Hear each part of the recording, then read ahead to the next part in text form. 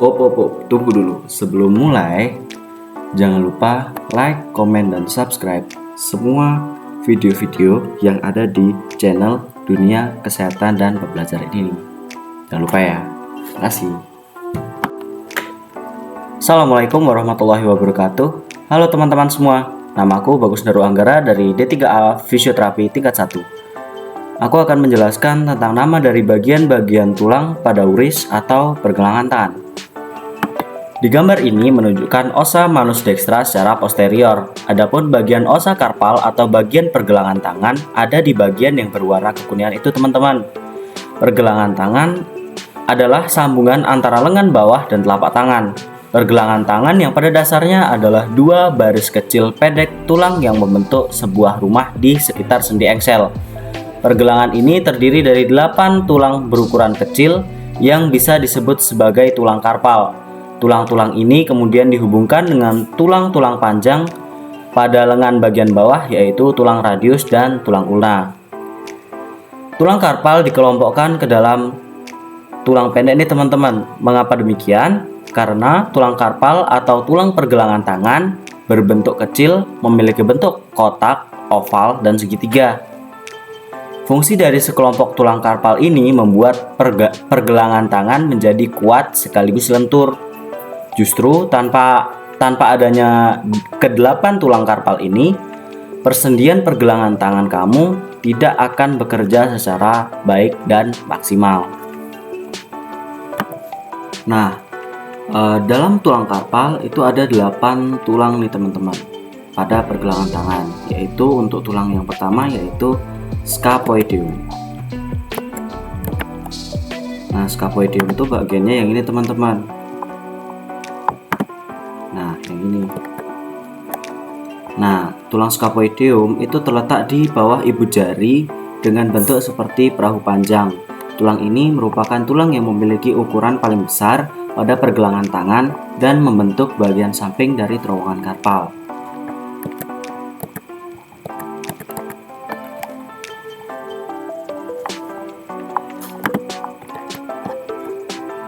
Nah, kenapa kok disebut bentuknya seperti kapal atau perahu? Karena coba, nah ini teman-teman, apa bentuknya seperti perahu?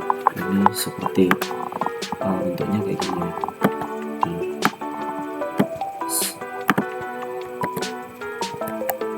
Lanjut, fungsi tulang ini adalah menjaga stabilitas dan pergelangan dari pergelangan tangan. Tulang ini tergolong rentan patah jika kamu jatuh atau melakukan gerakan tangan yang terlalu cepat.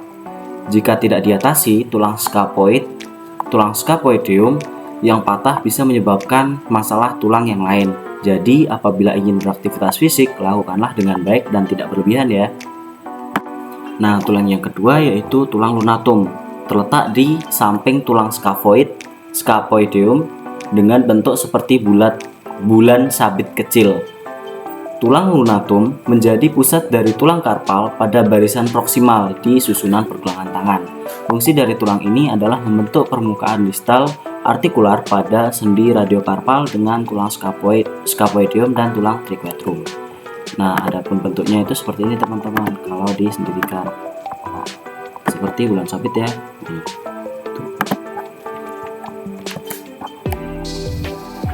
Nah, untuk tulang yang ketiga yaitu tulang triquetrum. Nah, tulang triquetrum itu yang ini ya, teman-teman. Tulang triquetrum terletak di bawah tulang hamatum.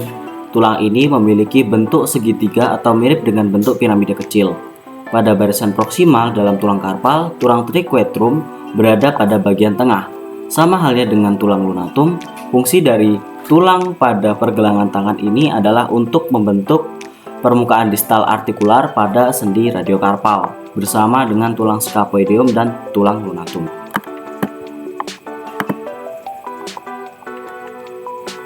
Selanjutnya yaitu tulang psiform. Tulang psiform itu bentuknya kayak gini ya, teman-teman. Tuh, di bagian atasnya tulang triquetrum. Ini tulang triquetrumnya yang bentuknya tadi kayak piramida kecil. Nah, ini tulang psiform. Nah, tulang pisiform itu terletak di bagian atas atau ujung tulang triquetrum dengan bentuk tulang bulat kecil. Sama dengan tulang triquetrum, pada barisan proksimal tulang karpal, tulang psiform ini juga terletak pada bagian tengah. Tulang ini juga bisa kamu sebut sebagai tulang sesamoid. Nah, maksudnya bagian tengah itu bagian medial ya teman-teman. Sebagai tulang sesamoid yang berada dalam tendon flexor carpi ulnaris. Nah, untuk tulang yang keempat itu ada tulang psiform nih teman-teman. Tulang psiform itu letaknya di sini ya, di atas tulang triquetrum yang bentuknya tadi seperti piramida kecil.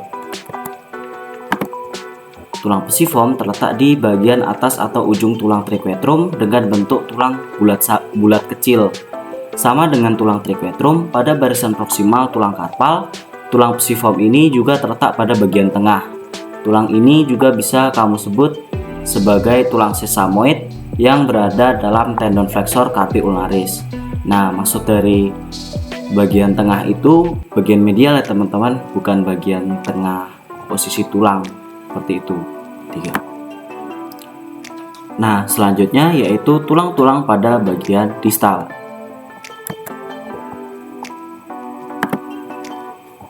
Yang pertama yaitu tulang trapezium.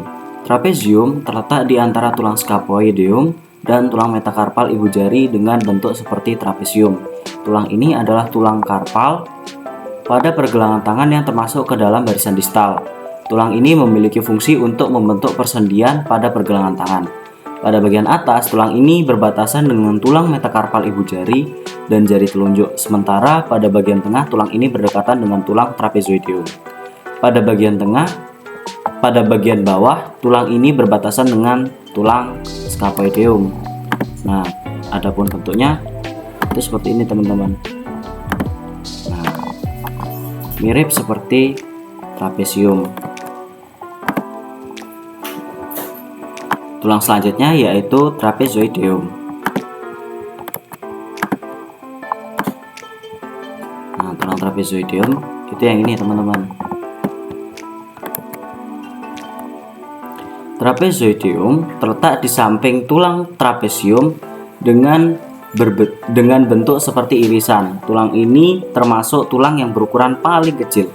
Tulang trapezoideum terletak di antara tulang trapezium dan tulang capitatum. Bersama dengan tulang trapezium, tulang trapezoideum dikenal sebagai multangular. Tulang yang ketujuh yaitu capitatum. Capitatum itu letaknya di sini ya teman-teman, yang berada di tengah. Capitatum terletak di tengah pergelangan tangan dengan bentuk seperti oval. Tulang ini adalah tulang karpal yang paling besar yang letaknya berada di tengah barisan distal. Posisi tulang ini berada pada bagian tengah sehingga membuatnya terlindungi dari hampir tidak mungkin mengalami patah atau fraktur. Berbeda dengan tulang yang ada di bagian proksimal, yaitu tulang scapuoideum yang mudah patah atau mudah fraktur seperti itu. Adapun tulang yang terakhir, tulang ke-8 yaitu tulang hamatum. Tulang hamatum itu letaknya di sini ya teman-teman.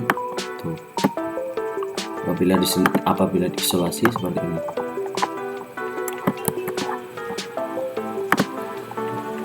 Nah, hamatum